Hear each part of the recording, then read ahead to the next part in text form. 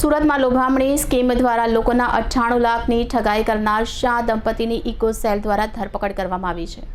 સુરતમાં લોભામણી સ્કીમ દ્વારા લોકોના ₹98 લાખની ઠગાઈ કરવાના આરોપમાં શાહ દંપતીની સુરત ઇકો સેલ દ્વારા ધરપકડ કરવામાં આવી છે।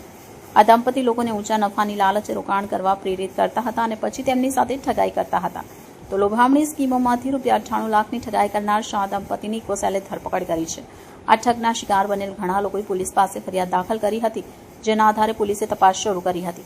તપાસ દરમિયાન શાહ દંપતી પર ઠગાઈ અને લોભામણી સ્કીમ ચલાવવાના આરોપ મૂકવામાં આવ્યા હતા। પોલીસે દંપતી પાસેથી ઠગાઈની રકમની પુનઃપ્રાપ્તિ માટેની કાર્યવાહી પણ શરૂ કરી છે। આ મામલે હજુ વધુ તપાસ ચાલી રહી છે અને શક્ય છે કે આ ઠગીના ઘણા બીજા ભોગ બનેલાઓ સામે આવી શકે।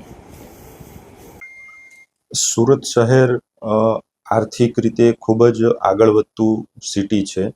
સુરત શહેરની અંદર હીરા ઉદ્યોગ છે, કાપડ ઉદ્યોગ છે અને અલગ અલગ જમીનોની અંદર પણ લેતી દેતી વેચાણ થતા હોય છે, જેની અંદર કોઈ પણ પ્રકારનું ફ્રોડ ન થાય એના માટે સુરત શહેરની અંદર ઇકોનોમિક ઓફેન્સ વિંગ ખોલવામાં આવેલ હતું, જેમાં આવા પ્રકારના ફ્રોડ કરનાર ઈસમો વિરુદ્ધ કડકમાં કડક કાર્યવાહી થાય, જેના માટે પોલીસ કમિશનર શ્રી અનુપમસિંહ ગેહલોત સાહેબ, અમારા joint commissioner Shri, DCP Shri તમામ દ્વારા સૂચના આપવામાં આવેલી છે કે આવા પ્રકારના કોઈ પણ પ્રકારના ફ્રોડ થાય તો તેમની વિરુદ્ધમાં તાત્કાલિક પગલાં લેવામાં આવે અને તેમને જેલ હવાલે કરવામાં આવે। જેને આધારે અત્રે એક અરજી મળેલી, જેમાં શાહ ઇન્વેસ્ટમેન્ટ કરી એક કંપની બનાવી પતિ પત્ની બંને દ્વારા એક ફ્રોડ આચરવામાં આવ્યું હતું, જેની અંદર કુલ 8 વ્યક્તિઓના નાણાં ફસાઈ ગયા છે, જેની અંદર કુલ 98 લાખ આસપાસની રકમનું ફ્રોડ થયેલ છે।